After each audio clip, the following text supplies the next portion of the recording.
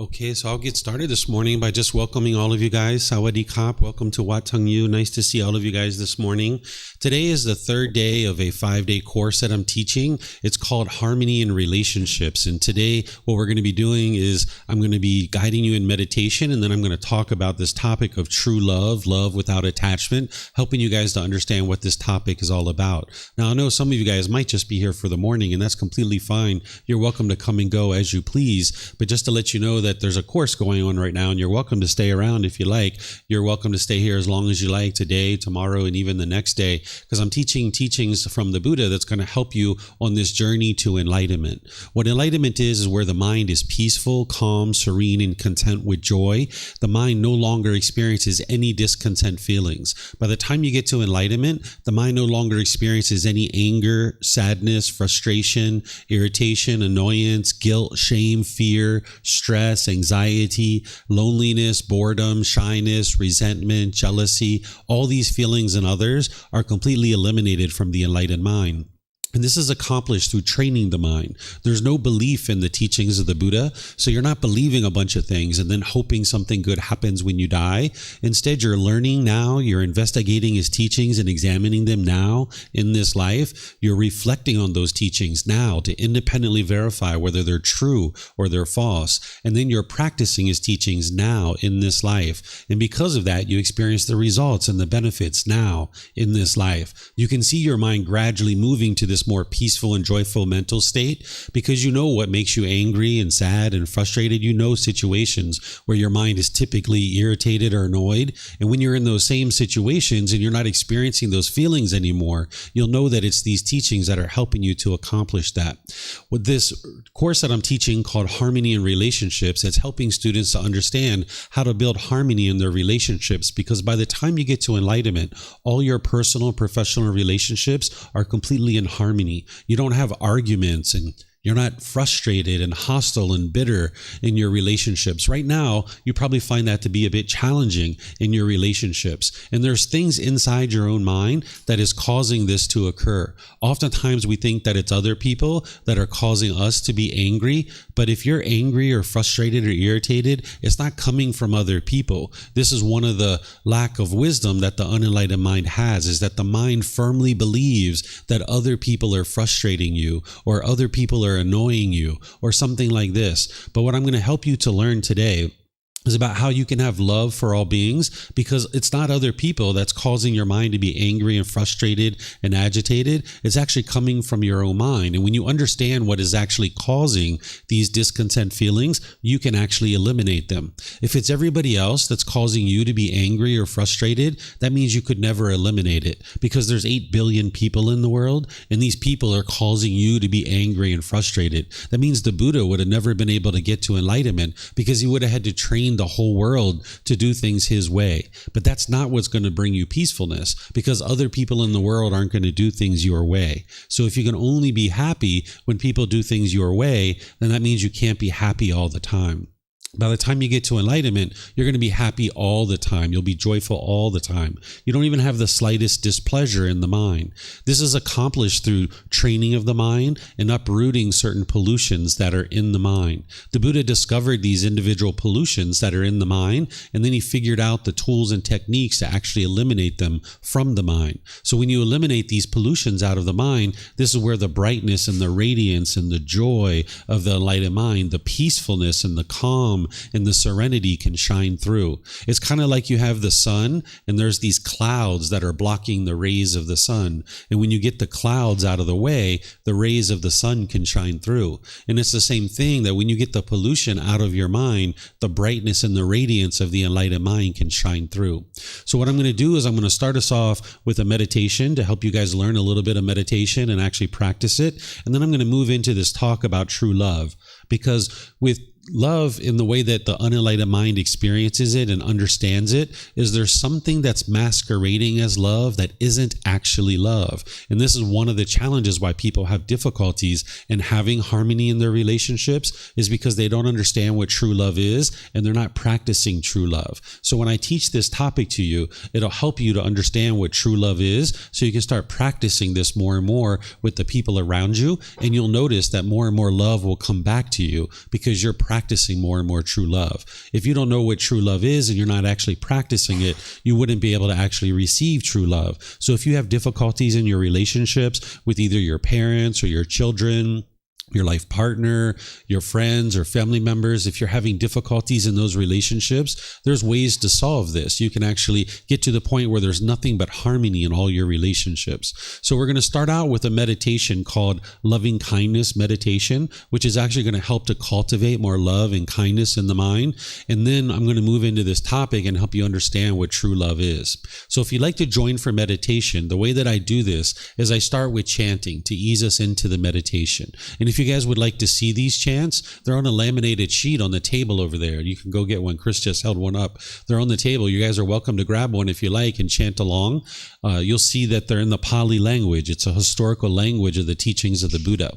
When we're chanting these chants, it's not a rite, a ritual, or a ceremony or worship. It's not prayer or anything like that. What we use the chanting for nowadays is to ease the mind in the meditation and actually get more benefit out of the meditation itself. During the lifetime of the Buddha, they used chanting as a way to remember the teachings because everything that he taught was oral. So when he would teach orally like this, then every 2 weeks his students would come together and they would recite his teachings through chanting as a way to commit them to memory. Because during his lifetime, they didn't have the technology to write things down.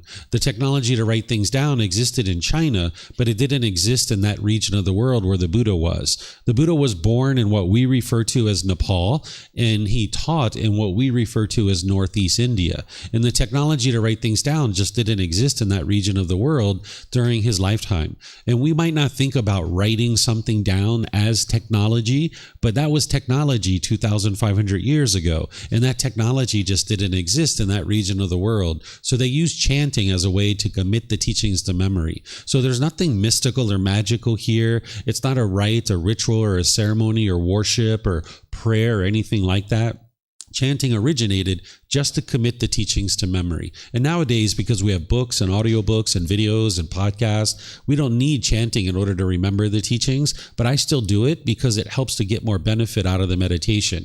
It helps build awareness of mind and awareness of breath, and it eases the mind into the meditation and get more benefit out of the meditation. If you read the English translations on those sheets, you're going to see a lot of admiration and gratitude and respect for the Buddha. And I suspect because of that his students probably created these chants, either during his life or after his death. Because a Buddha doesn't walk around and hand out chants and say, here, chant these things to me in order to admire me and respect me. This would be one's ego and arrogance and boastfulness and pride. But a Buddha, and definitely a Buddha, and also even just an average enlightened being, they would have eliminated their ego. They would have eliminated the arrogance and the pride and the boastfulness and looking down on people. So the Buddha wouldn't have created these chants. But if you learn from a teacher how to move from the anger and the sadness and the frustration and all those other discontent feelings, and they helped you to get to this peaceful and joyful mental state, and they didn't want anything from you, they didn't expect anything from you, they just taught you out of the kindness of their heart, you would probably have a lot of respect and gratitude for that person too. Because this enlightened mental state, it's a permanent mental state. Once you experience this enlightened mental state, your mind will never again experience any anger or sadness or frustration. It's humanly impossible for the enlightened mind to experience any of those discontent feelings. So his students had a lot of respect and gratitude for him because he just shared teachings to be able to help them get to this enlightened mental state without any expectation of anything in return. So if you'd like to chant along, you're more than welcome. And I'll ease us into the meditation with the chanting. Then you're going to hear me come in with some guidance for what's called breathing mindfulness meditation. We're going to do this short meditation where we're focused on the breath, and anytime the mind moves off the breath, we're going to cut that off and let it go and bring the mind back to the breath. You'll hear me guiding you during the meditation. But then there's going to be a period of time where it's quiet and we're just doing the meditation together. But that's going to be really short because the real focus of this meditation that I'm going to be sharing with you is the loving kindness meditation and practicing loving kindness. So you're going to hear me say these affirmations out loud. I'm going to say, may I be peaceful, meaning you as an individual, you're going to be saying that within your own mind. And you do this on the out breath. And then we're going to say, may I be safe. And you say that internally in your mind on the out breath. And then may I be well, and may I be free of all discontentedness and the suffering it causes. Then we're going to go through these successive rings where we get wider and wider and wider to the point where we encompass all beings. And what this meditation is for is to help you eliminate your anger, your bitterness, your hostility, your hatred, your frustration, even your annoyment and dislike. Because by the time you get to enlightenment, you don't even have the slightest dislike for other beings. The mind will not have that anymore. You'll have eliminated that. And this meditation is not only good to eliminate your anger and hatred towards others, but also if you have any negative self-talk within your own mind, like if you have an inner dialogue where you're degrading and diminishing yourself, this meditation is going to help you with that too, so you can have a more loving and kind relationship with this being who you are. That's why we're starting with may I be peaceful, right? So we're going to go through these successive rings, and we're going to be cultivating this loving kindness within your own mind. You're not sending your loving kindness to others. You're not trying to change other people. You're not trying to ask somebody to come and intervene on your behalf. You're actually transforming your mind. You're essentially rewiring your mind to be more loving and kind, so that now when you go out into the world and you interact with people, you can be more loving and kind through your intentions, your speech, and your actions. Because oftentimes in relationships, we want other people to change, and we think that's the way that the world's going to become a better place, is that we need to change other people. But the way that your world becomes better is changing your own mind. So that's what this meditation is going to do, is it's going to help you to rewire your mind to be more loving and kind. It's kind of like filling up your gas tank so that then you can go out into the world and you can be more loving and kind through your intention, speech, and actions. And now this is what's going to transform your relationships, that as you become more loving and kind with mom and dad and brothers and sisters and your life partners and your children, this is where your relationships will really improve. Because you're being more loving and kind, you'll see more loving kindness coming back to you. So that's what we're going to focus on in the meditation. But then we're going to go back to the breathing mindfulness meditation at the end, and then we're going to come out of the meditation with some chanting. It's kind of like a loving kindness sandwich, where you've got loving kindness in the middle, and then the lettuce and tomato is the breathing mindfulness meditation, and then the bread that's holding it all together, this is the chanting. So you'll kind of see that structure during the meditation. And then after the meditation, that's where I'm going to start this topic and helping you guys to understand the wisdom behind true love and how to practice true love and what this actually is.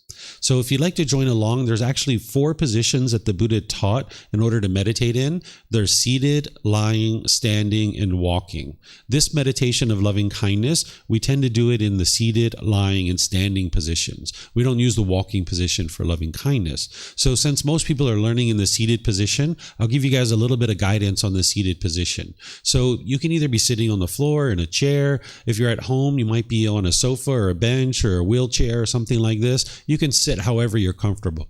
There isn't just one way to sit. So I'll give you a little bit of guidance that can give you a couple of options, and you can find whatever's comfortable for you. So if you're on the floor, oftentimes people like to have cushions under their rear. This kind of softens your seats a little bit. And then they lightly cross their legs. If your legs are real tight, it will impede the circulation and it'll cause pain in the lower body. And you're not interested in being in pain during the meditation. So just having your legs lightly crossed is usually best. And then some people like to put their legs off the mat. This gets their hips up in the air, and it lessens the angle at the hips, the knees, and the ankles. And again, this helps the circulation to flow. The Buddha put his right hand over his left with his thumbs together, and he put this into his lap. But this practice isn't about everybody doing it exactly the same way. You need to find what's comfortable for you. So there's other options here too. You could use this if it's comfortable for you. Some people like to put their palms on their thighs. Some people put their palms on their knees. Some people put their palms up. Some people even rest their hands comfortably in their lap. So you find whatever's comfortable for you. And if you're in a chair or a wheelchair or on a bench or a sofa, you might just sit with your feet flat on the floor or lightly cross at the ankles, but you could really sit however you like, because you see me, I'm sitting in a chair and I've got my legs crossed. So you could sit however you like in a chair. And then the same thing with the hands and arms, just put them wherever you're comfortable. The upper body, it's nice if it's erect with the sternum up and the shoulders back. This is going to help your mind stay attentive and alert during the meditation, because this is a dedicated, active, purposeful training session where you're eliminating certain unwholesome qualities and you're cultivating certain wholesome qualities in the mind. So in order to train your mind, you need to have attentiveness and alertness in your mind. So by having the sternum up and the shoulders back, this will keep the mind more attentive and alert. It also helps you to be able to breathe in through the nose and out through the nose, because with the sternum up and the shoulders back, you'll be able to breathe more easily. So again, I'm going to ease us into the meditation with some chanting, which you guys are welcome to join along in, and then I'll come back in with some guidance to help you guys during the meditation.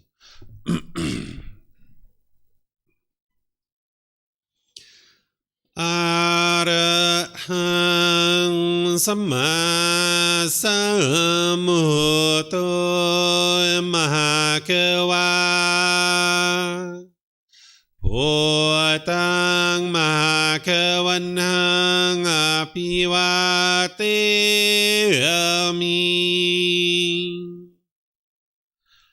Savakhato Mahakavata Dhammo Dhammang Namasami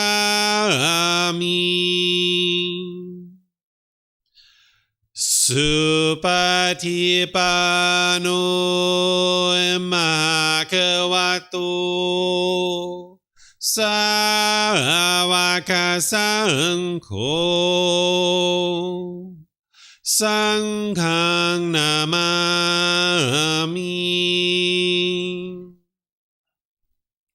Namo Rasa Bhagavato Arahato Samma Sambuddhassa Namo Rasa Bhagavato Arahato Samma Sambuddhassa Namo Rasa Bhagavato Arahato Samma Sambuddhassa Iti pisu Mahakava Arahang Samma Sambuddho Vicacaranang Sammuno Sakhato Rokavito Anutero Purisa Dhamma Sati Satatawa Manusanang Bhoto Bhagavati.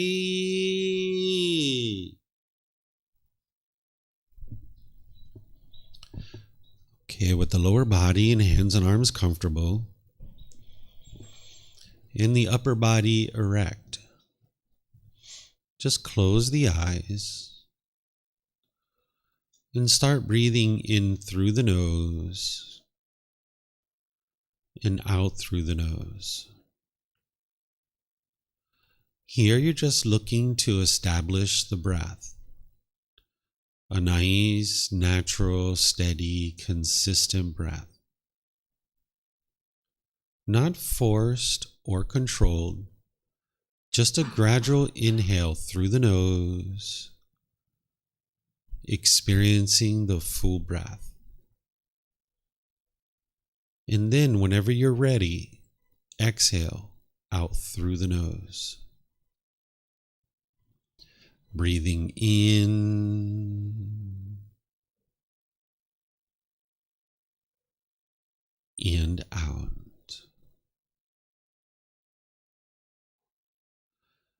Breathing in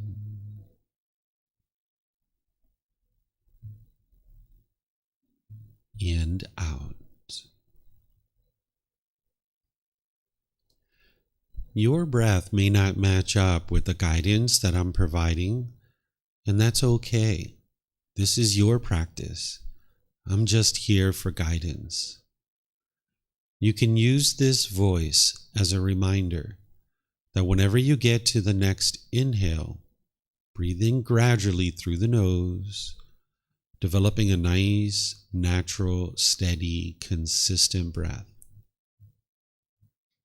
And then whenever you're ready, exhale out through the nose, experiencing the full breath. Breathing in and out.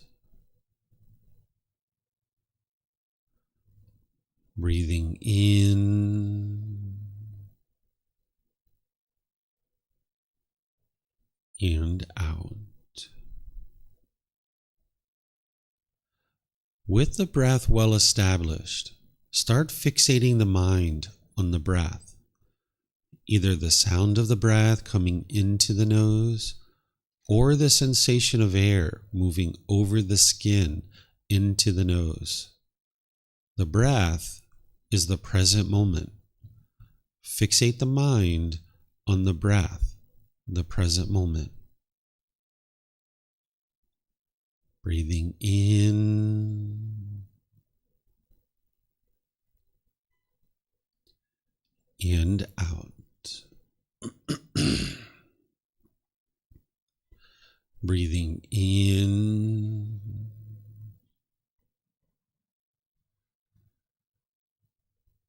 and out.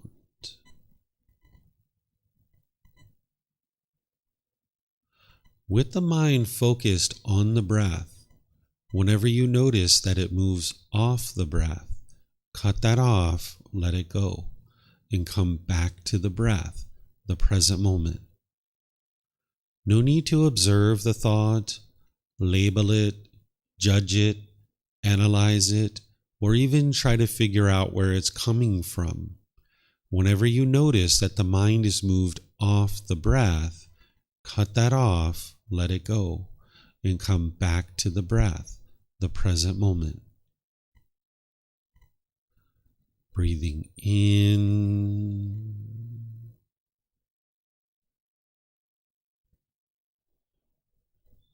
and out.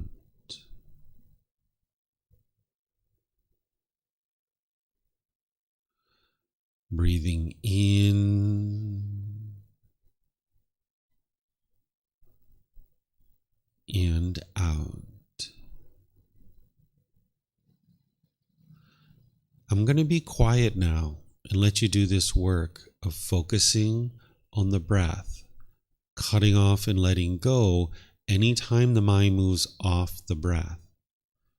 Then I'll be back with more guidance on loving kindness meditation. You have nowhere to go. There's nothing to do. No one needs you right now. This is your time to focus on the breath. Breathing in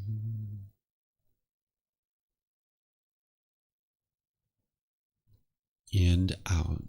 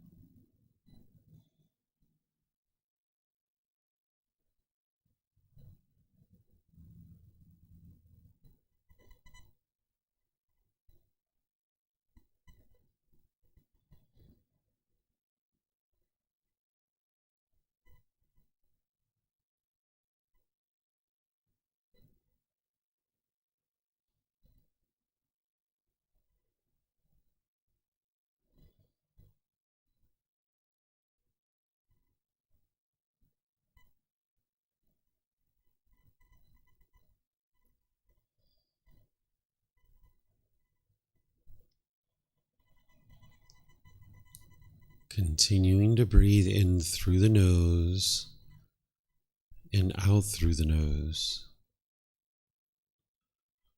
Repeat these affirmations in the mind on the out breath.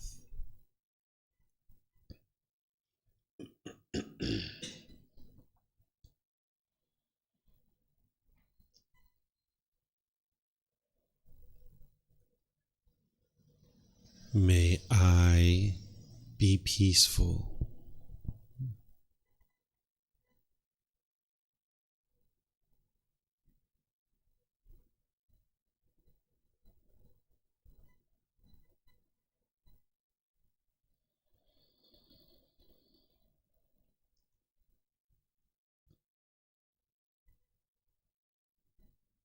May I be safe.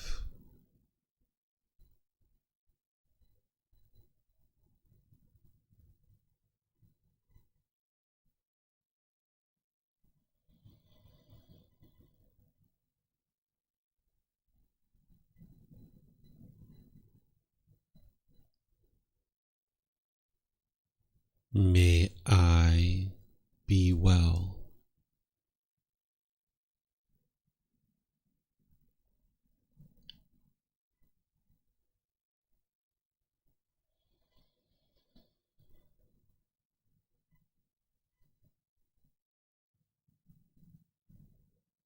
May I be free of all discontentedness in the suffering that it causes.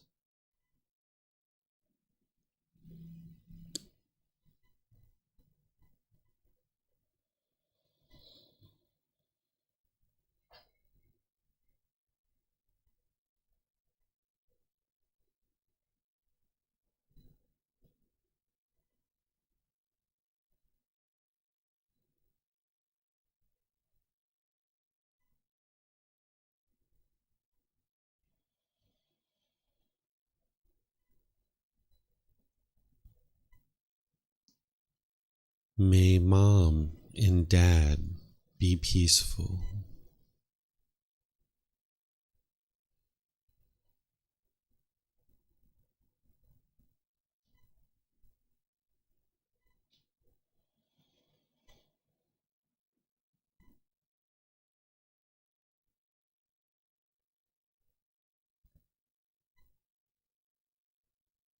May they be safe.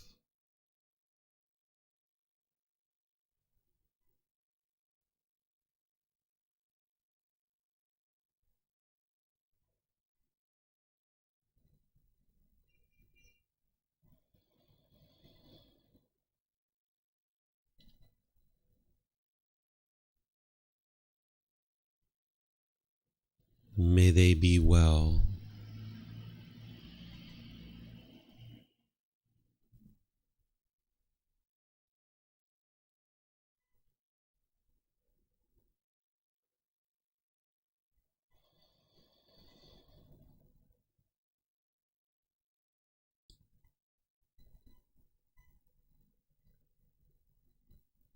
May they be free of all discontentedness in the suffering that it causes.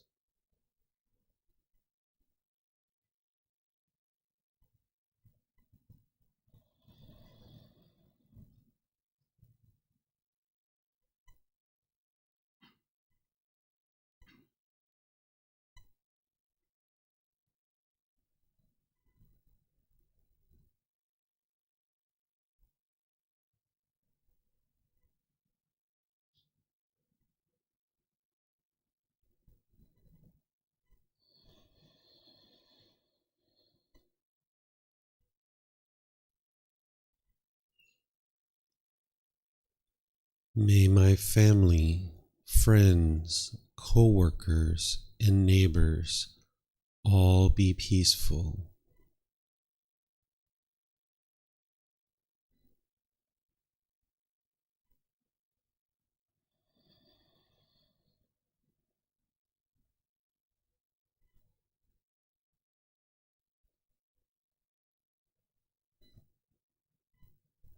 May they be safe.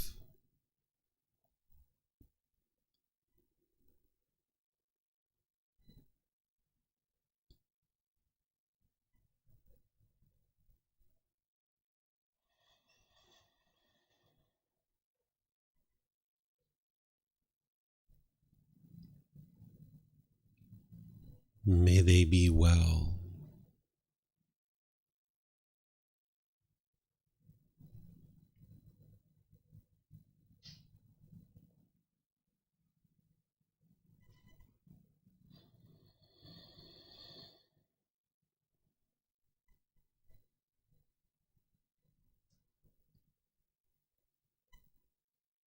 May they be free of all discontentedness in the suffering that it causes.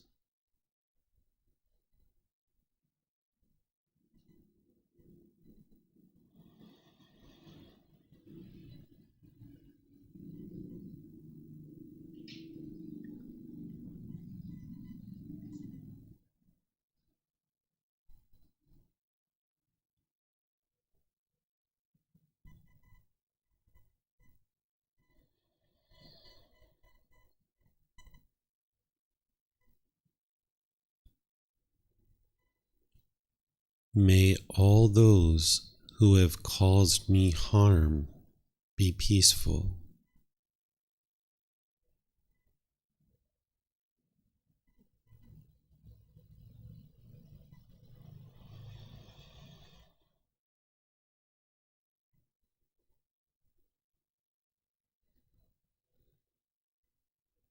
May they be safe.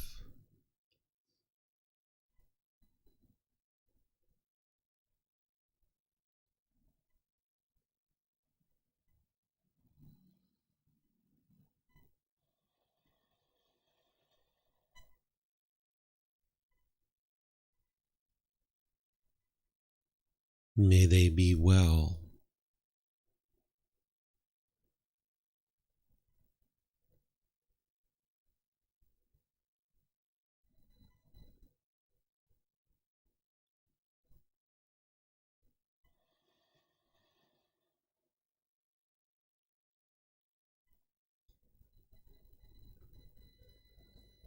May they be free of all discontentedness in the suffering that it causes.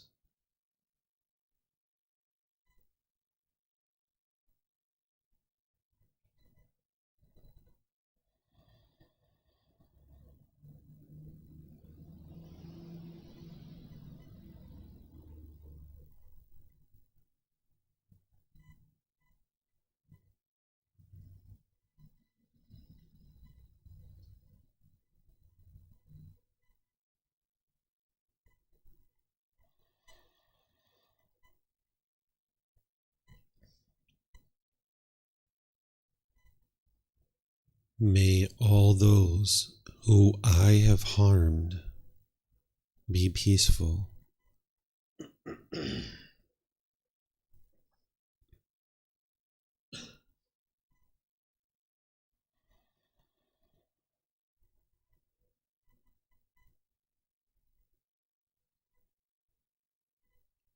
May they be safe.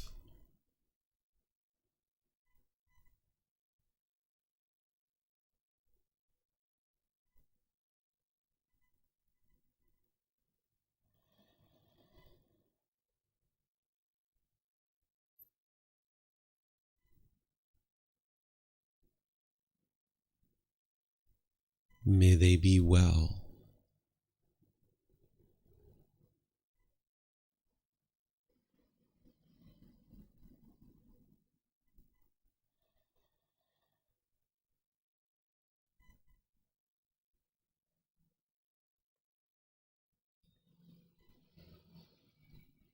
May they be free of all discontentedness in the suffering that it causes.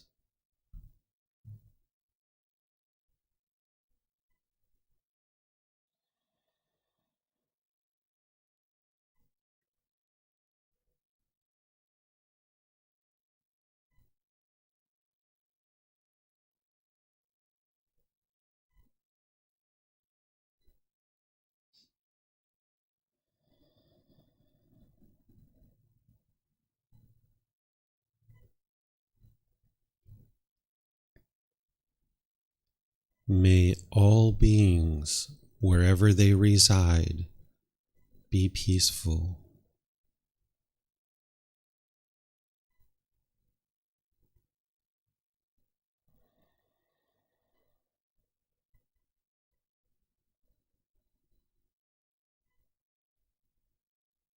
May all beings be safe.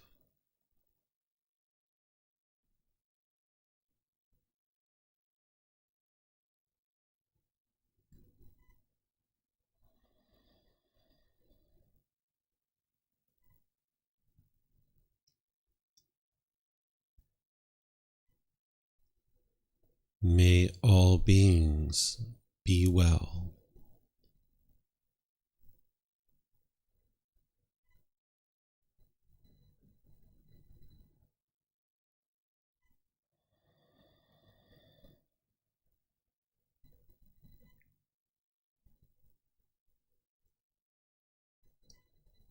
May all beings be free of discontentedness and the suffering that it causes.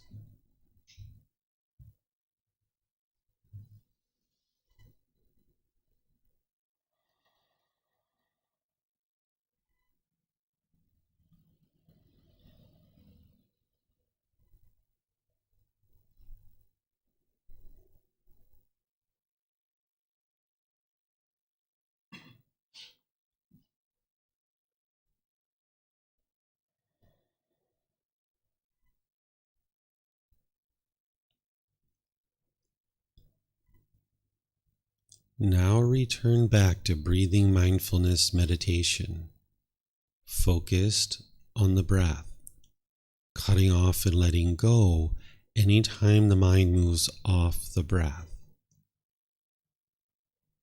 Breathing in and out.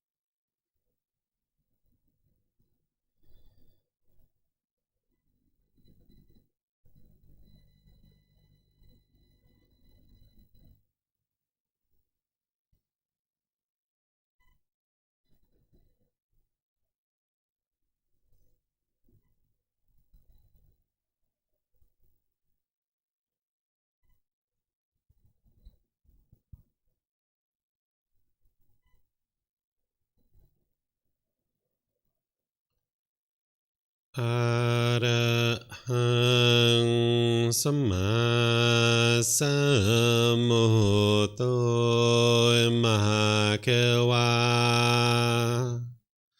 พุทธังมหาเขวันหังอภิวาเทมิสวากขาโตมหาเขวตาธัมโม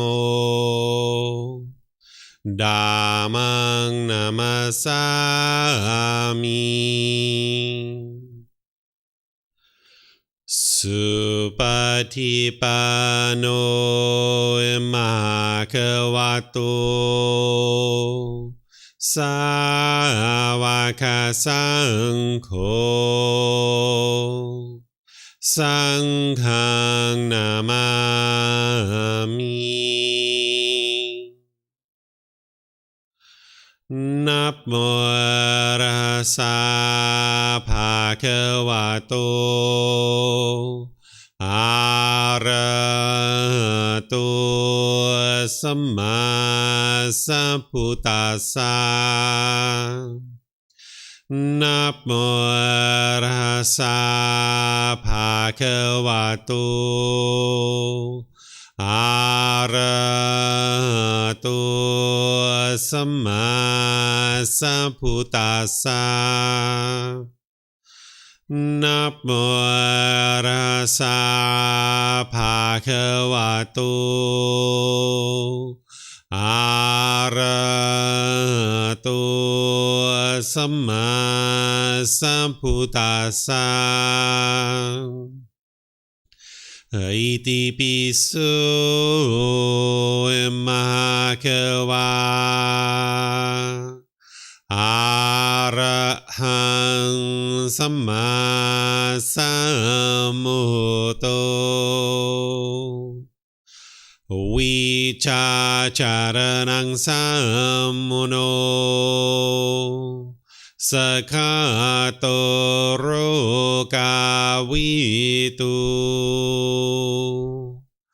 อนุเตโรปุริสาธัมมาสติสัตตาตาวะมานุสนังพุทโธภะคะวะติ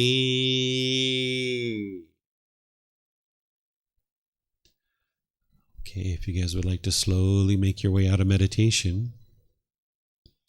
Once again, welcome to all of you guys that are here. Welcome to everyone online who's joining us as well. Nice to see everyone this morning. Welcome to Watang Yu. For those of you guys that it's your first time here, I thought I'd just share a couple of things to help you guys get a little bit more comfortable in the temple. Is that in the very back of the room, the last door on the right, there's a bathroom. You're welcome to use this at any time. Feel free to get up and use the restroom anytime you like. There's even restrooms outside the classroom. If you go outside to the parking lot, there's signs that'll take you around to the main temple bathroom, so you can use those if you like as well. Our students provide some refreshments over here for you guys. If you guys would like some snacks or some fruit or water or juice or anything like that, you can help yourself to anything over there on that table. So as I mentioned, this is called loving kindness meditation.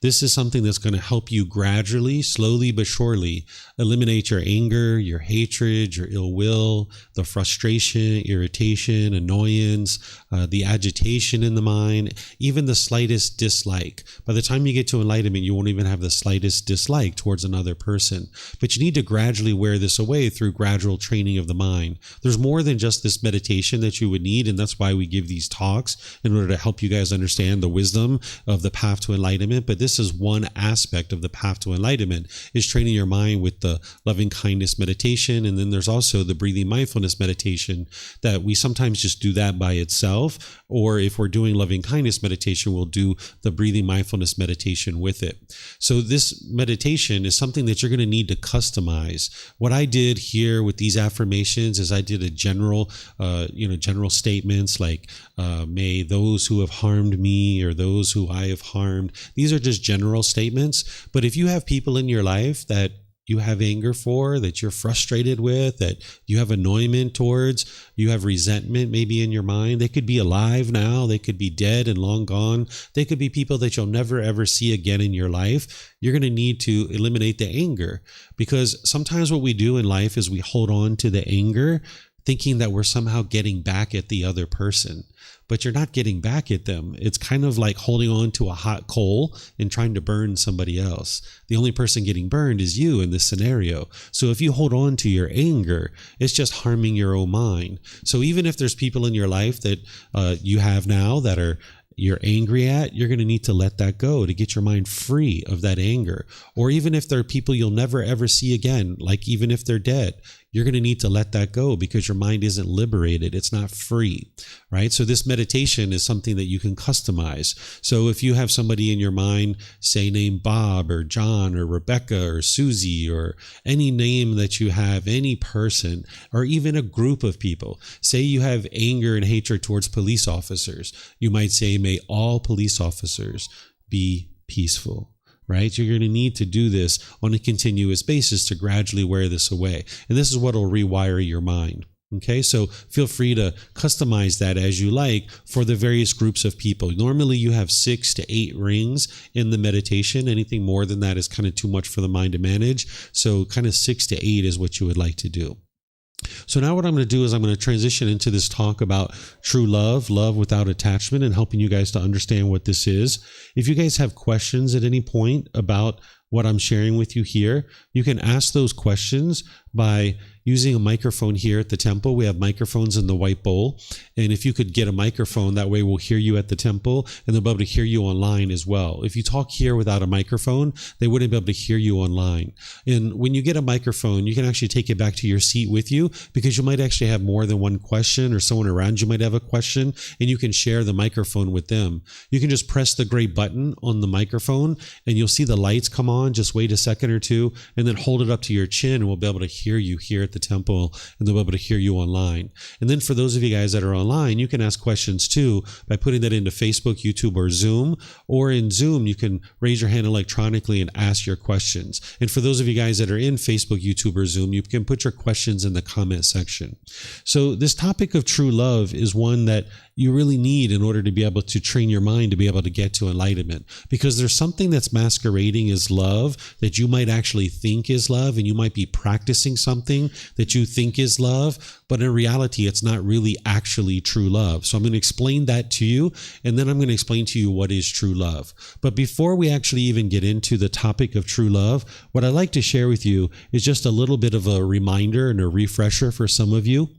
But for some of you guys, it might be the first time you've ever heard this. There's something called the Four Noble Truths, which is the very first teaching of the Buddha that helps you to understand the problem in your mind, the cause of that problem, the elimination of it, and the path forward. This is where you can have a breakthrough in actually understanding what's causing your anger and your sadness and frustration. Because oftentimes we think in the unenlightened state that love is painful.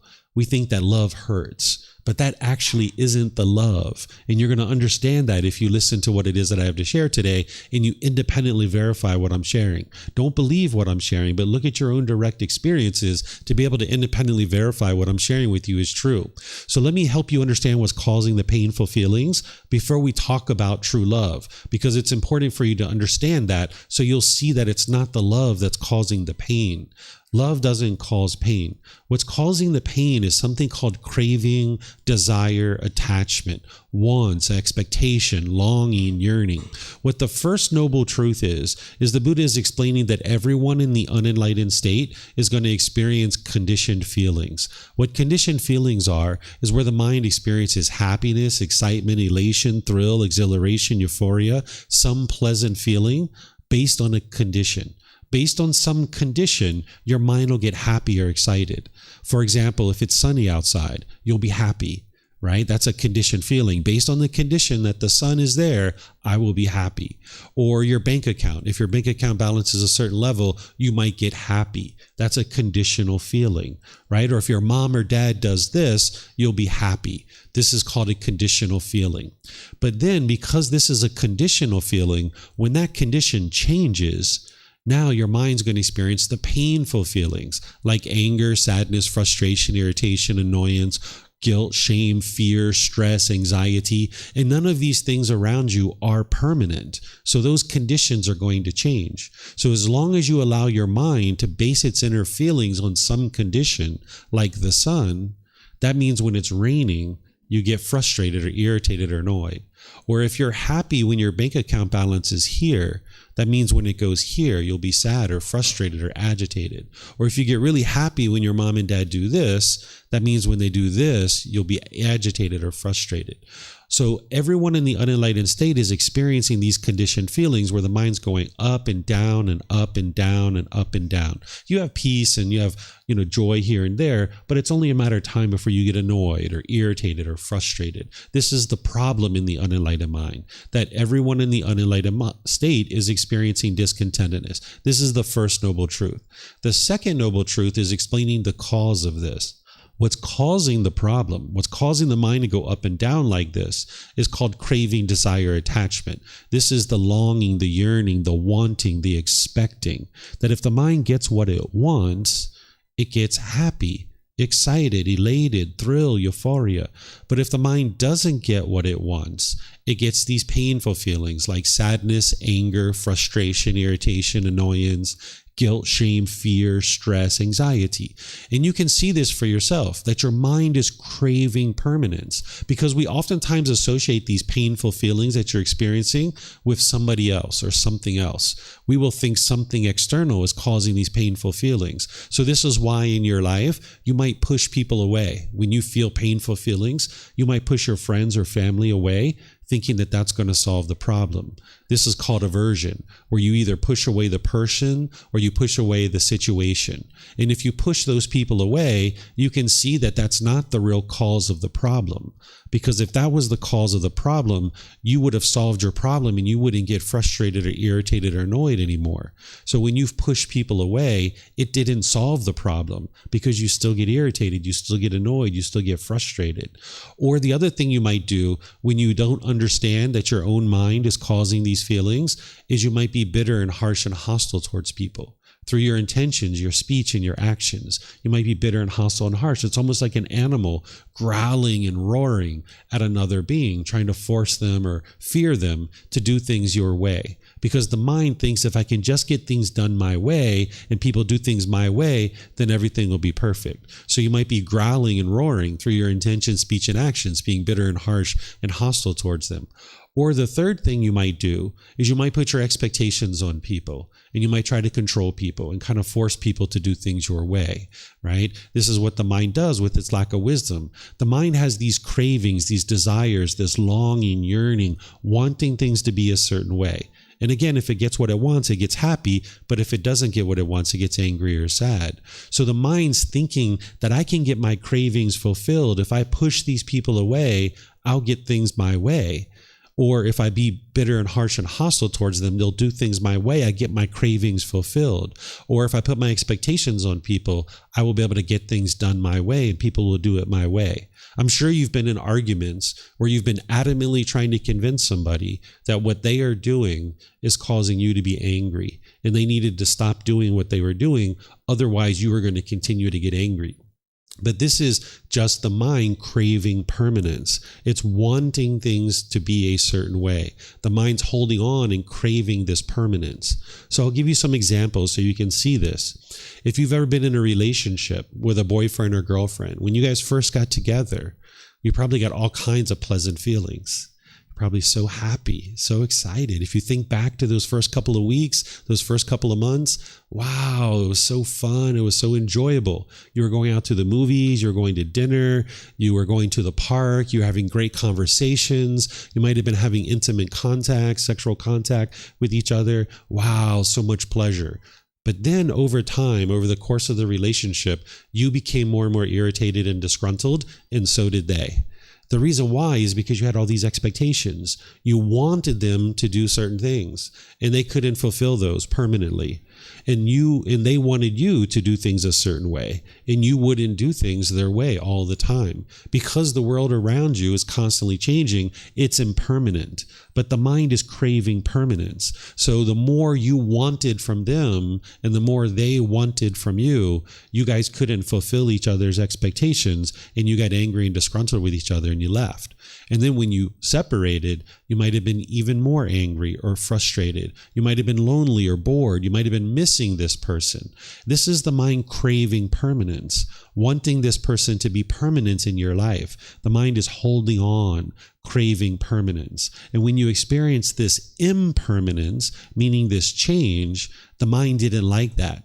So the way to say that the mind craves permanence is to say that the mind does not like impermanence. It doesn't like change. So whenever things are changing in your life, this is where your mind is shaken up the most. The mind doesn't like this. And the thing is that the mind craves permanence, but it lives in an impermanent world. Everything around you is impermanent. Everything is constantly changing. This is a universal truth. You can see this for yourself, that if you look around the world, everything is constantly changing. But yet the mind is craving for things to be permanent. So this relationship, when you guys broke up, it was impermanent from the very beginning, but the mind didn't understand that. It was craving for this relationship to be permanent. So it wasn't the love or the care that caused your mind to be angry or frustrated or sad or any other painful feelings. It was the mind craving permanence. Here's another example with relationships. Say grandma or grandpa die, or mom or dad, or brothers and sisters. When you're grieving because they died or you're sorrowful, it's not because of the love. What's causing that pain when someone dies is the mind is craving permanence. It's wanting grandma or grandpa to be permanent. If they're alive, you're happy. That's what you want. But the mind's not getting what it wants because they've died, and now you've experienced this impermanence. But of course they had to die. Because they were born, they had to die. Every single one of us are going to die. We can't escape that.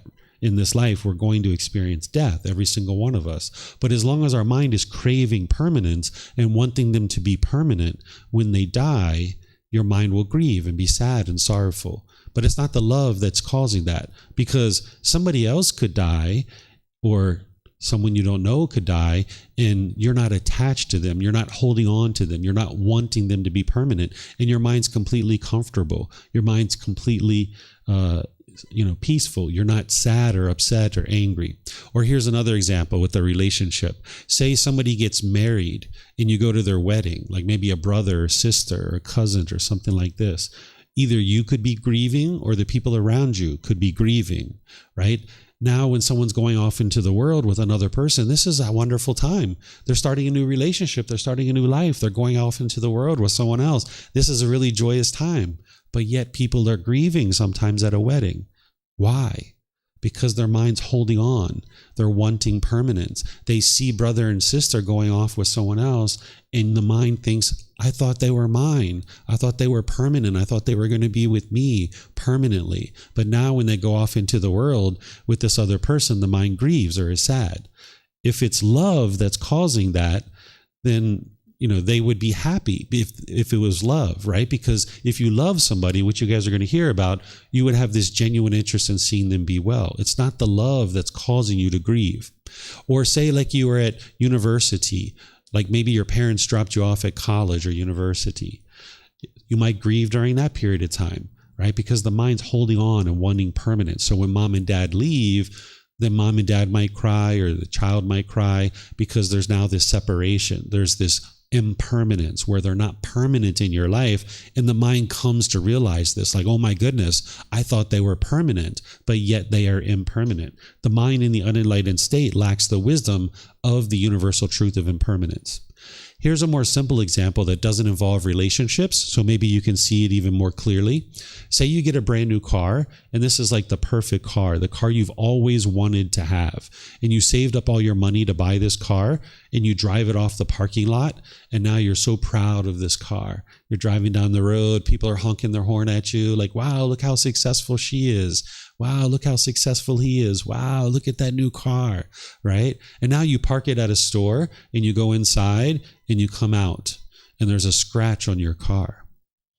You might be frustrated. You might be irritated or annoyed, right? It's not the scratch. It's not the person who scratched your car that's causing that. What's causing it is the mind is craving permanence, wanting things to be permanent. It thinks that this car is permanent, but yet this car is impermanent. The paint is going to fade, the tires are going to change, the upholstery is going to rip and tear and all these kinds of things. But if your mind is craving permanence and wanting this car to be permanently beautiful, you'll be frustrated and agitated and annoyed when this car gets a scratch. Now, it would be wonderful if nobody ever scratched our car, right? Like that would be wonderful, but that's not the world we live in. When we walk through the parking lot, we aspire not to scratch anybody's car. That's a wise thing to do when we walk through the parking lot. But it's only a matter of time before somebody's pushing a shopping cart, the wind blows, next thing you know, boom, there's a scratch on the car. It's going to happen, right? We live in an impermanent world. But if your mind craves permanence, when you see that scratch, you'll be irritated or frustrated or annoyed. So the way that you independently verify this is look at a recent situation where you've been angry, where you've been frustrated, where you've been agitated or annoyed. Now, at that time, you might have been trying to blame somebody else. This is typically what the mind does, is it looks for someone else to blame for your anger, your frustration. But now with these fresh eyes, with this new wisdom, look at that same situation. There was something your mind wanted, and if you would have got what you wanted, you would have been happy. But because you didn't get what you wanted, the mind was angry or sad or frustrated. You can look at it yourself. You can independently verify it.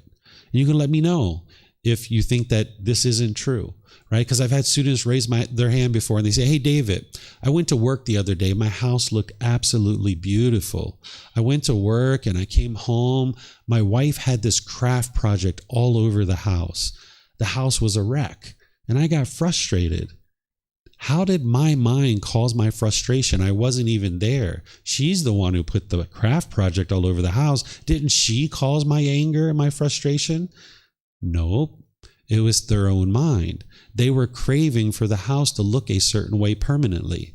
And when they came home, it didn't look that way.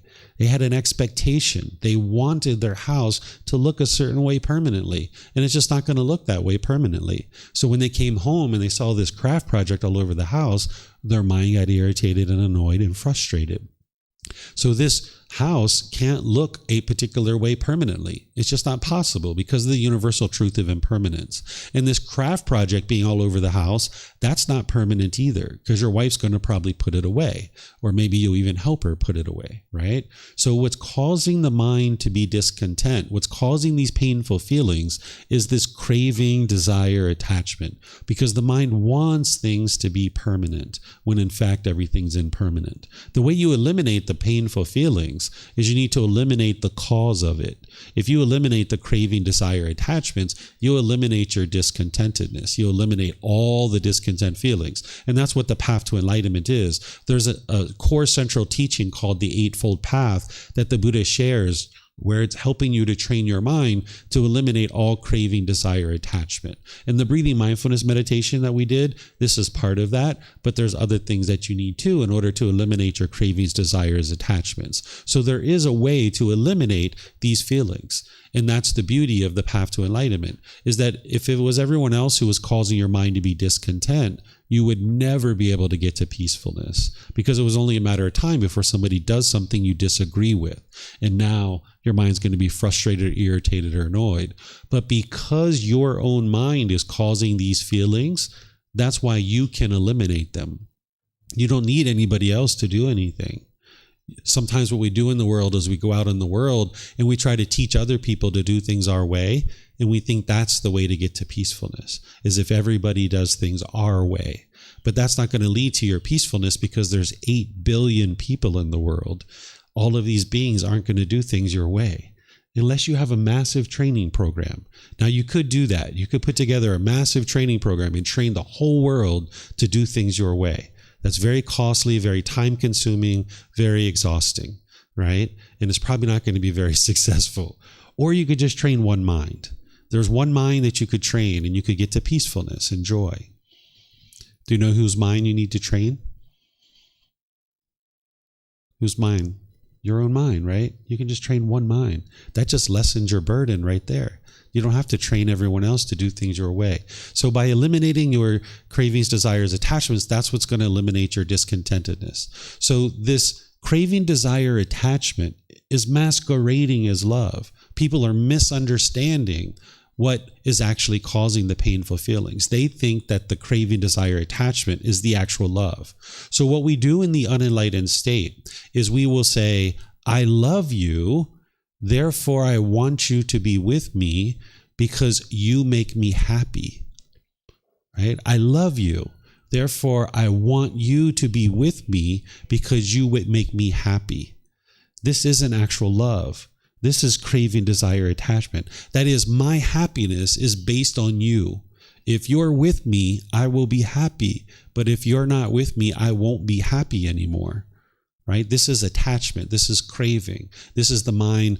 I can only be happy when you're with me. But these beings are impermanent in your life. So if you can only be happy when somebody's with you, then your mind is not free. It's not liberated. It means you can only be happy when this person is with you, right? This is craving, desire, attachment.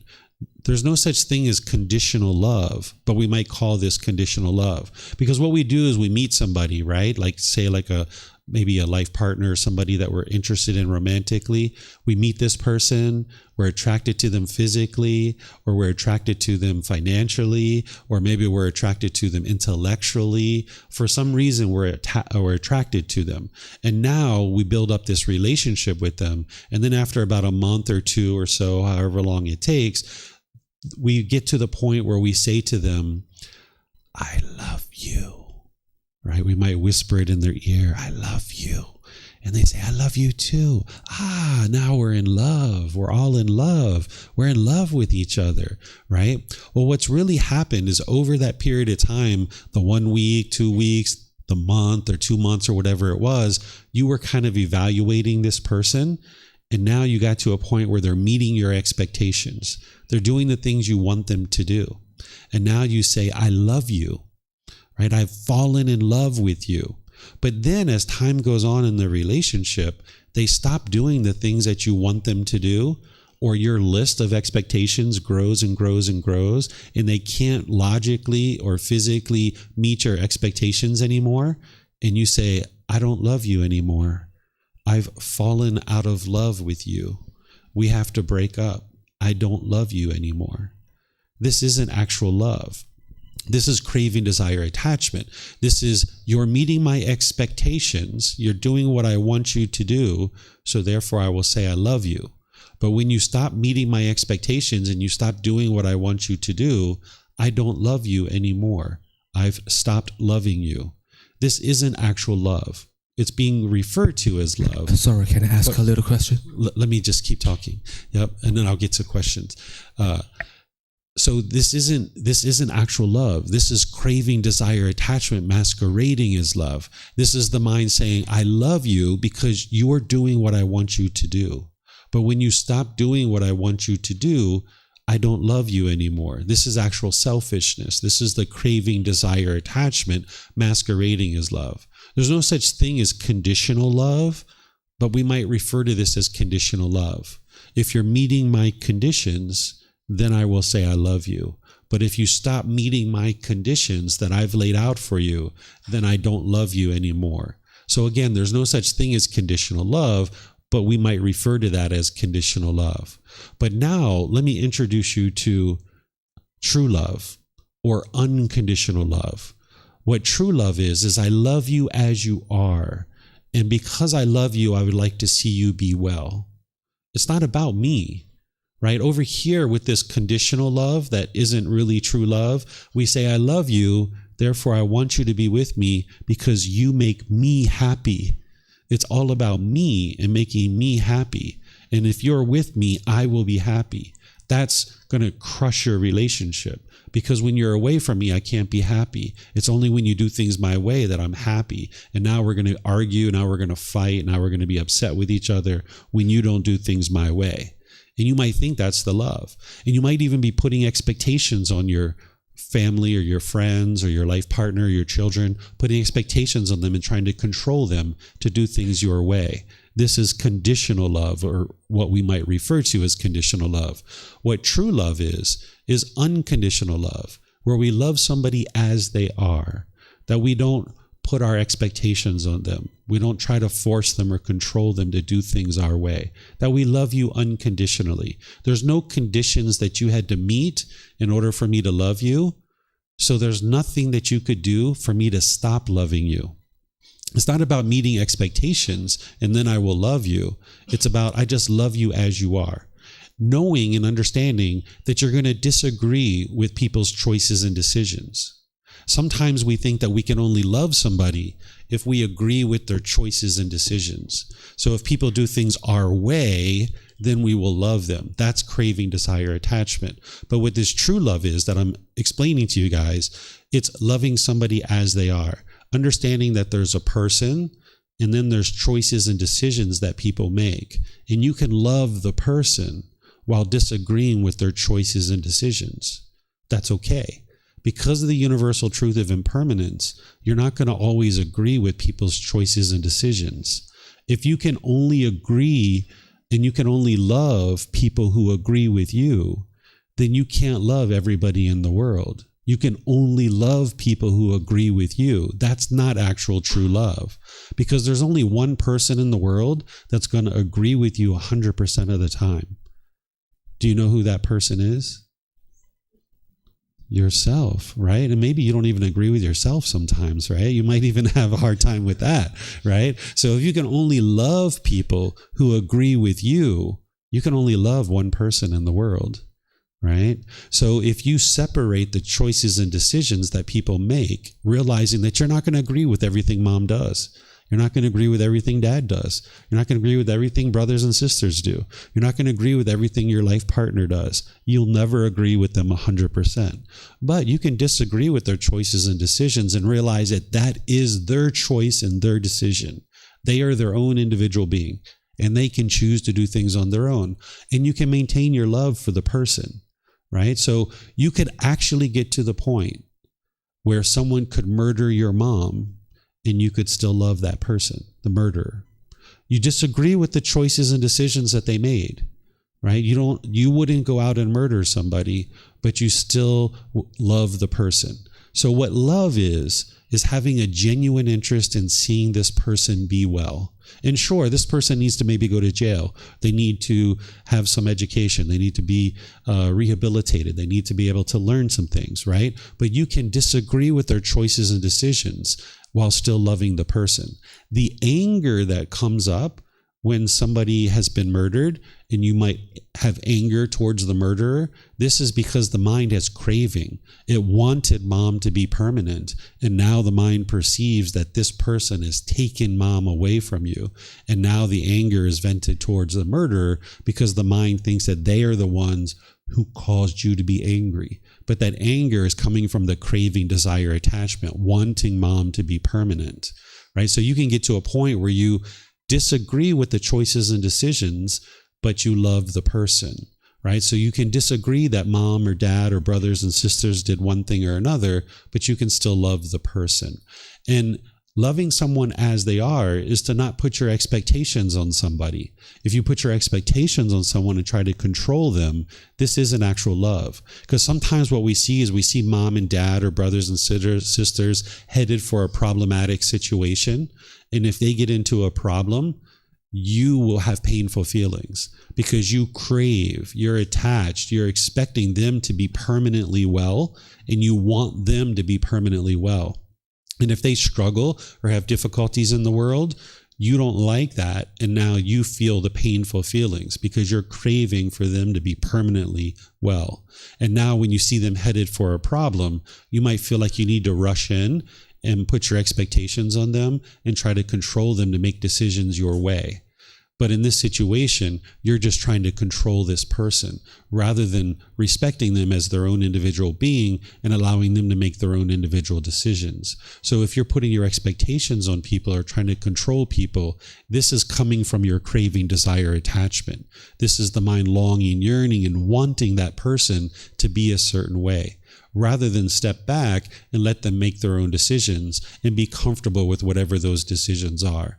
And then be there as a support, be there as an advisor, be there to provide them guidance if they ask for it and if they're open to your advice. But if you just rush in and try to change what mom or dad are doing or what brothers or sisters are doing, this is the mind's craving, desire, attachment. So not only do you perhaps practice craving, desire, attachment, thinking that this is love, but you might have people around you that are doing this. And this is why your mind thinks that that's actual love. Your parents might be putting expectations on you and trying to control you to do things a certain way. Maybe they want you to get married. Maybe they want you to have children. Maybe they want you to live here, right? Parents generally have true love in their mind for their child, but it's oftentimes tainted with cravings, desires, attachments. So you can't experience their true love. You can't really feel it because all you see is their expectations and them trying to control you. So if you've been growing up in a family that is putting expectations on you, your mind has been conditioned to think that this is what true love is, or this is what love is that if mom and dad are putting expectations on you and trying to control you, that might be what you're doing in your relationships. You might be trying to control other people and put expectations on other people.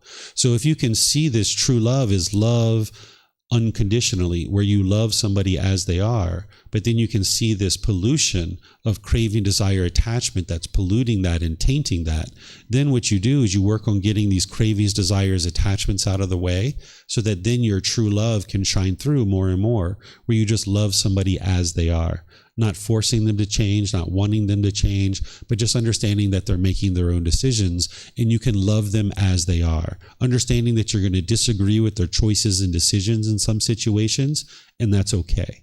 That you can still love the person, meaning you have a genuine interest in seeing this person be well. You have active goodwill towards this being.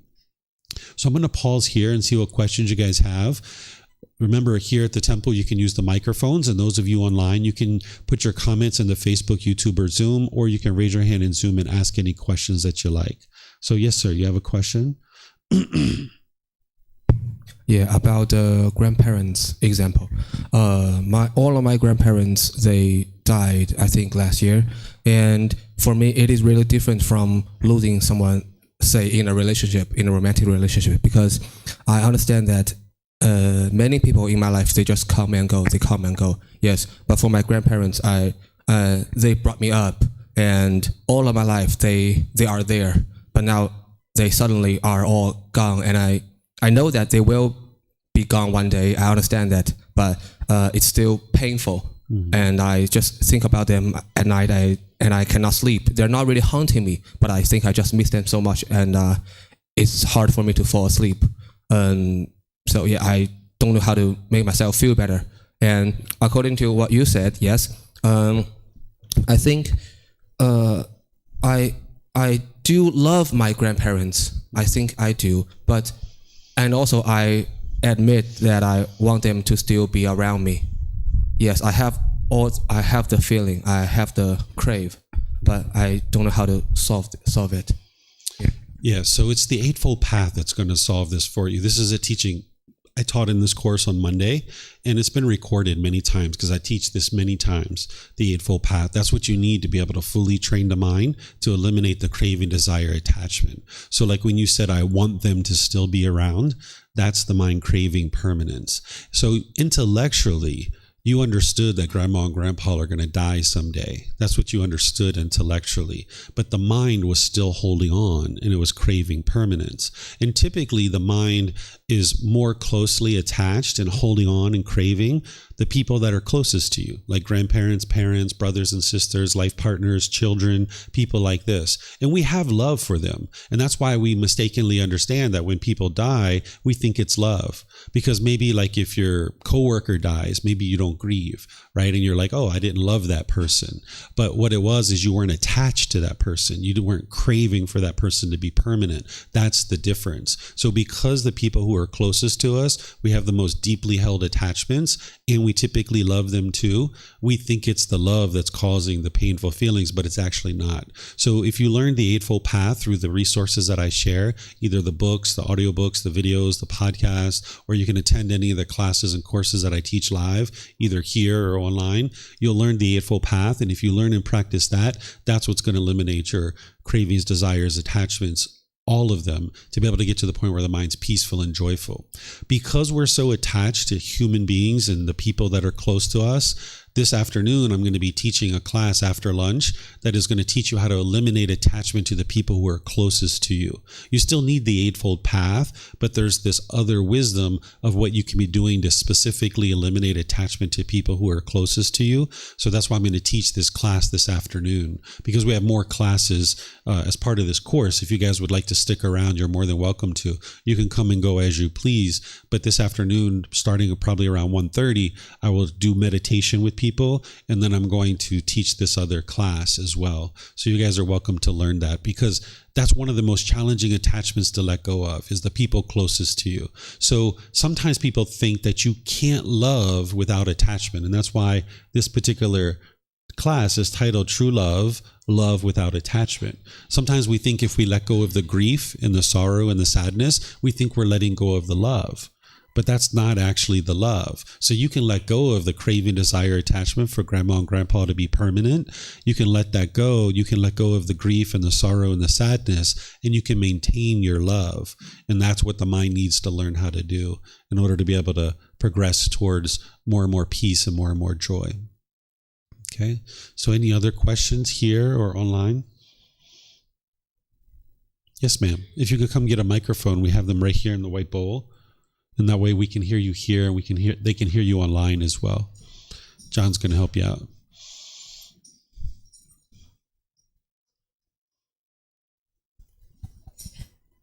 So thank you for everything. And my question is about the impermanence and the enlightenment. Mm-hmm. So I was thinking, if everything in this world is impermanent, it means that the enlightenment is impermanent as well. So we can all have an enlightenment life, but it means that it won't last forever? This isn't true. There's more that you need to understand about impermanence. So there's something called conditional objects, and there's something called unconditional objects. Everything that you can see, everything you hear, everything you smell, everything you taste, everything that comes in contact with the body, and all your thoughts that go through your mind, these are all impermanent. They're called conditional objects. They arise, they change, and they fade away. So everything in the world around you is impermanent. But there's something called unconditioned objects. What an unconditioned object is it doesn't arise, it doesn't change, it doesn't fade away. So when you get to an unconditioned mind, which is what enlightenment is, where the mind is unconditioned, you've purified the mind of all the conditions that are causing discontentedness. In the unenlightened state, there are certain conditions, craving, desire, attachment, namely, is causing the mind to be angry and sad and frustrated and irritated. Those conditions are causing the mind to experience conditional feelings, happiness, excitement, sadness, anger, all these other discontent feelings based on some condition. Those feelings arise, change, and fade away because the mind is conditioned. But when you purify the mind and you get to the point where the mind's been trained, now it's unconditioned. There's no conditions in the mind that are causing the sadness or the anger or frustration. So now you've gotten to an unconditioned mental state where the mind is experiencing mental qualities that are unconditioned. And because there's no condition that is causing the peace or the joy, there's nothing that can happen in order for that peace and joy to go away. So in the enlightened mental state, you're experiencing permanent peace and permanent joy. So enlightenment itself is permanent, and the natural laws of existence are permanent as well. The natural laws are the things that the Buddha taught. And this is what's going to awaken your mind and get to the point where the mind's peaceful and joyful permanently.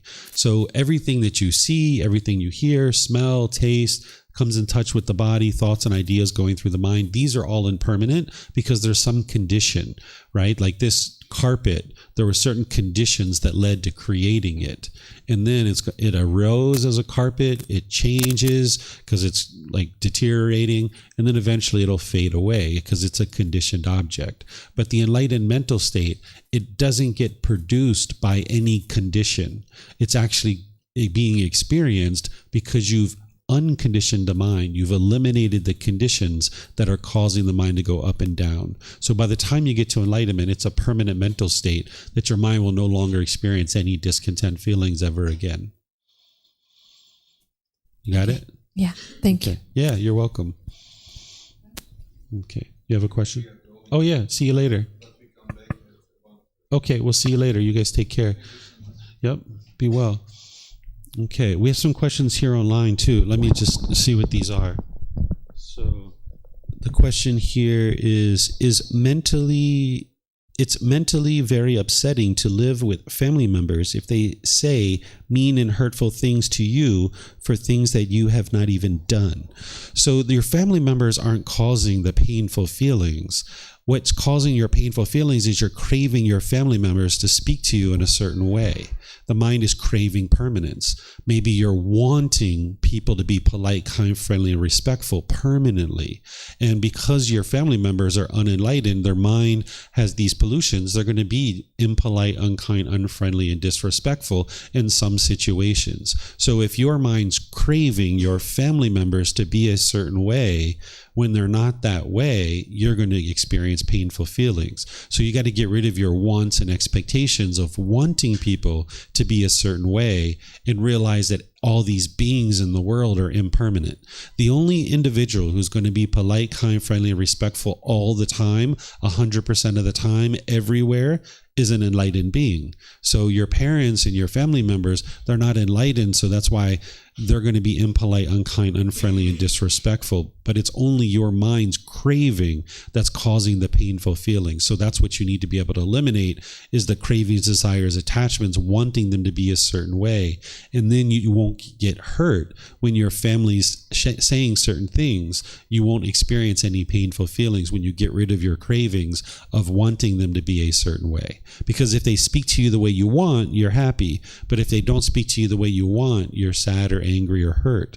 So you got to get rid of that craving of wanting them to be a certain way. And then no matter how they speak, you can just always be peaceful and joyful. And then you just make choices of whether or not you're going to spend time with them or not. So like my family, I needed to go away from them at certain periods of time. You know, maybe went away for several months or several years at different times because I needed to train my own mind and get rid of my attachment to them, so that then when I started spending time with them again, no matter what they said, it didn't hurt me, right? Because I was able to let go of my attachment. So that's the work that you need to do as well. So here's some more. How do we release attachment of a romantic relationship once it's over? Going through a breakup now. This is what I'm going to be teaching at 1:30. I'm not sure which time zone you're in. So that's about 3 hours from now. I'll be teaching that. So you're more than welcome to attend that class if you like. Let's see, and I work with them, so I have anxiety about being around them. Yeah, this is one of the challenges of having romantic relationships at work. Not saying that you shouldn't necessarily do that, but this is one of the challenges. Once you break up, now you're still around this person. So you're going to need to learn the Eightfold Path in order to fully understand how to build harmonious relationships. And that's also what's going to help you eliminate craving, desire, attachment. But you're going to also need to learn what I teach this afternoon too. It's not a 2-second or 1 minute or 3 minute or 5 minute answer that I can give you about how to eliminate your attachment to this person. There's multiple things that you need to learn and understand. So there's the Eightfold Path, which are on our YouTube channel. So you can pull up any of the videos where I've taught the Eightfold Path and you can learn that. And then this topic that I'm going to be teaching in 3 hours from now, you can learn that live if you like, or you can also look for it online because I've taught it many times and you can watch the recording. The title of that class this afternoon is this. It is, let's see. Oops, that's not the one. It's back here. Practicing non-attachment, how to eliminate attachment to those who are closest to us, right? So that's the class you would like to look for on our YouTube channel. Okay. All right, let me see if we have any questions on our Facebook. Okay, I'm not seeing any questions there. Okay, so what I'll do then is I'm going to share with you guys some other things here about true love. It seems like you guys are at least understanding it to a certain degree. There's the intellectual understanding of what true love is. Then you need to reflect on this and be able to see more and more of the truth, that as long as you're putting your expectations on people, you're not going to be able to practice true love, because this is your mind wanting this person to do something specifically based on your own cravings, desires, attachments. So you're going to need to learn this intellectually. You're going to need to reflect on it. And then more and more, you're going to need to practice it and integrate true love into your life. Because as long as you're not practicing true love, the people around you aren't going to be practicing it either. If you're putting your expectations on people and trying to control other people, then other people are going to try to control you. And if I asked you, do you like it when people try to control you? You'd probably say no. But then if you look at your life, you'll probably see that you're putting expectations on people in certain situations. So even though you don't like it when people try to control you, maybe you're trying to control other people through your own expectations. So you're going to need to get rid of all of that and restrain your mind from doing that. So getting to true love, it can take many months and many years to gradually develop this in your mind. And that's why you need many different facets to be gradually developing your mind. But as you're practicing true love more and more with other people, you'll need to also learn to practice true love with yourself, so that you can be having love for yourself. Because oftentimes you don't have love for yourself. You might have negative and degrading thoughts and ideas in your own mind, and you're having this inner dialogue where you're degrading yourself. And you would like to eliminate this too. And by you learning what true love is and learning not to put expectations on others, you can get to the point where you don't put expectations on yourself, that you just have goals, you have objectives, and you have interests that you gradually work towards. But if you put expectations on others, you probably put expectations on yourself too. And then when you don't meet your expectations, you might beat yourself up about this. So it's better to work towards goals, objectives, or interests and gradually work towards these things, realizing that sometimes you're going to achieve them and sometimes you're not. And that's okay. But if you can only be happy if you achieve what you want, this is a craving, desire, attachment. That's not an actual goal. That's a craving, desire, attachment. Because now the mind can only be happy if you get what you want. And then if you don't get what you want, you feel angry or sad or frustrated. So if you're truly working towards a true goal, objective, or interest, you can maintain your happiness and your peacefulness no matter what. So let's just say you fall short of a goal. Let's say you worked up to 80% of a goal, and now you look at it and you're like, whoa, I didn't meet my goal. Well, rather than beat yourself up about it, just make some decisions. You're either going to need to extend your timeline so that you can keep working towards that goal, or you're going to need to add some resources so that you can make your way towards this goal. Or you might look at it and you'd be like, you know what? I set my goal at 100%, but 80% is actually just fine. I'm completely pleased with this. I don't need to go any further. And you can just be completely fine with the 80%. So when you're working towards an actual goal, if it's a true goal, you can be completely peaceful and joyful whether you accomplish that thing or not.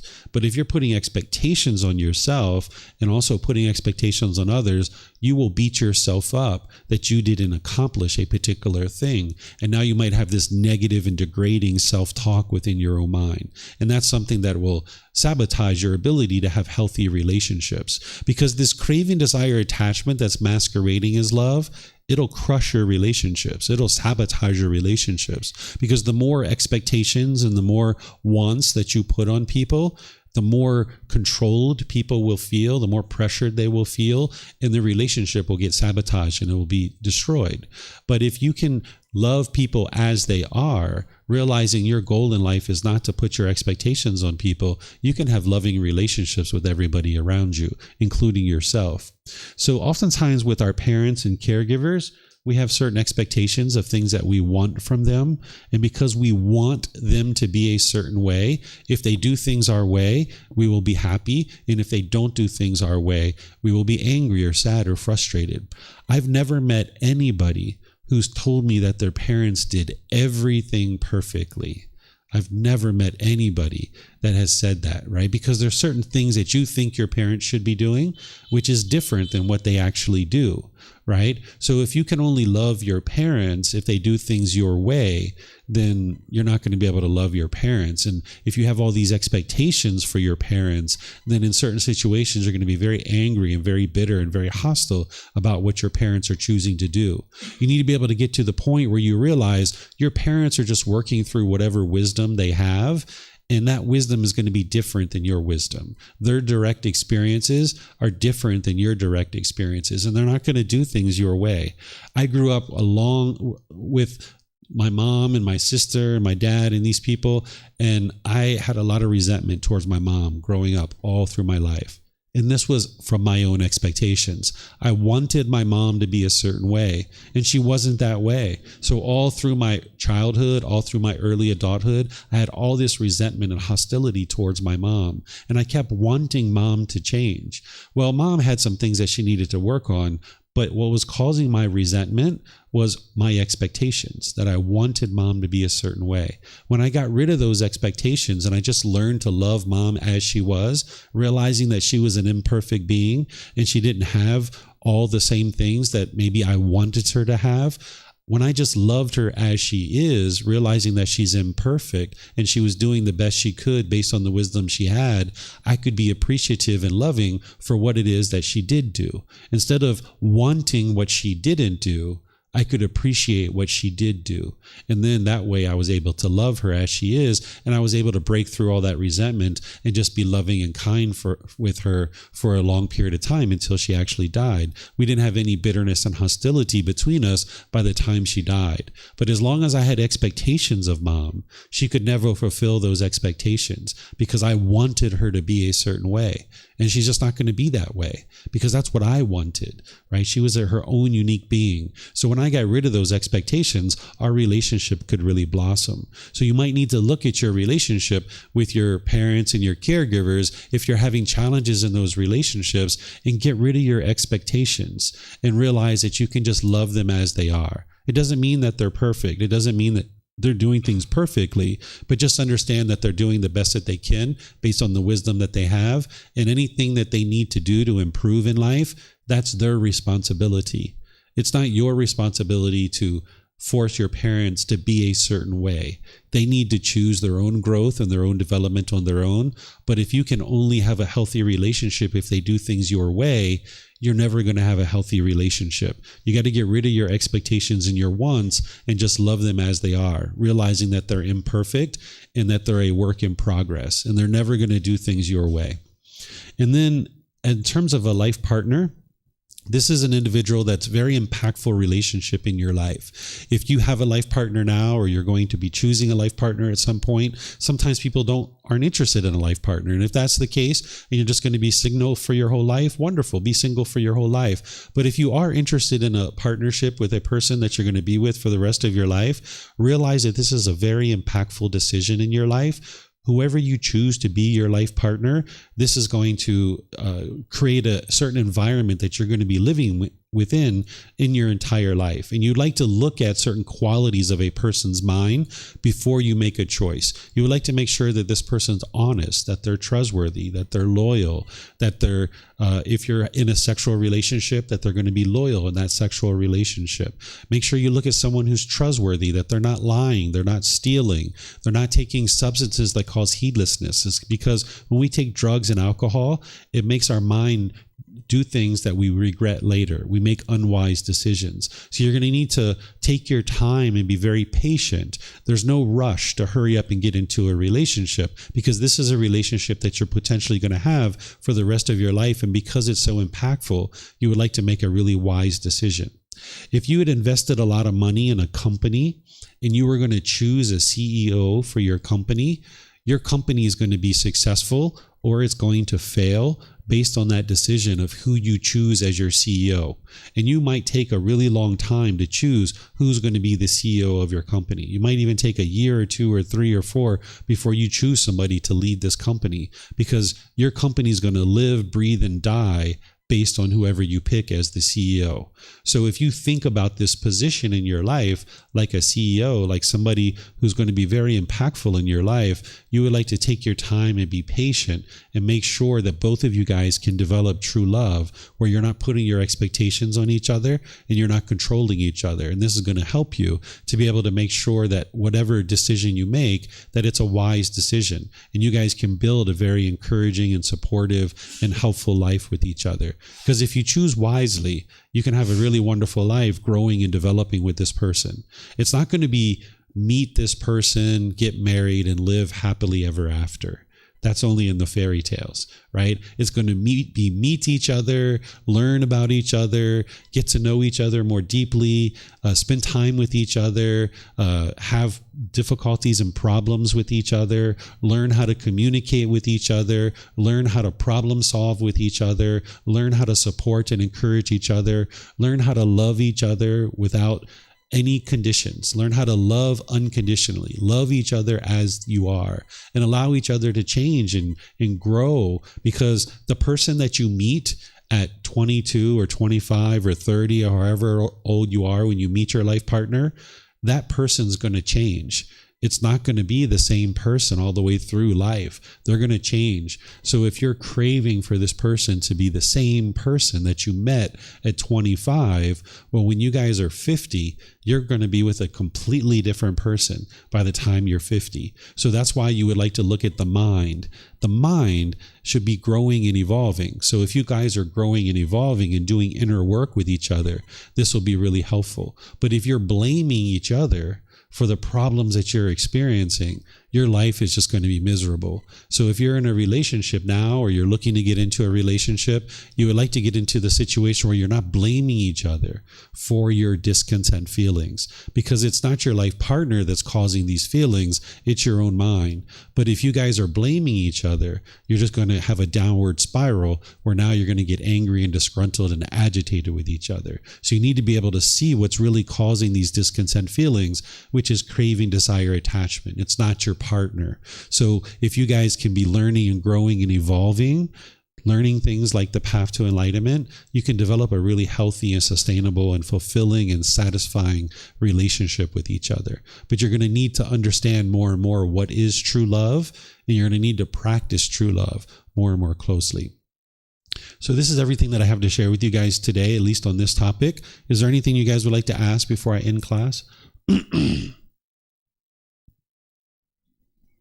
No questions? Okay. So what I'm going to do is just end class here by thanking all of you guys for coming to the temple. Thank you for learning. Thank you for being interested in understanding the teachings of the Buddha. After our break, we're going to take a little break here. We're going to come back and I'm going to teach this topic of practicing in a world of the unknowing, relationships with non-practitioners. There's going to be people in your life that aren't actually practicing these teachings. They don't understand true love. They don't understand that they're causing their own discontent feelings. They're going to blame you for the feelings that they're experiencing. You're going to be in situations where you see people struggling, and you're going to have struggles yourself because you're going to see them struggling in life, and you're going to have painful feelings because of it. So I'm going to teach you how to have relationships with people who aren't actually practicing these teachings. So if you'd like to learn that, you're more than welcome to come back and learn that. I'm going to restart at 11:15, which is about 20 minutes from now, a little bit longer actually, about 25 minutes from now. So if you guys would like to take a break, use the restroom, get some food, some snacks, you're welcome to come back. But if you're not coming back, it's been nice to spend some time with you, and you're always welcome to come here and learn, either in person or online. So whatever you guys choose to do, have a very lovely and wonderful rest of your day. Perhaps we'll see you next time. Take care. Sawadee Kap. Sawadee Kap.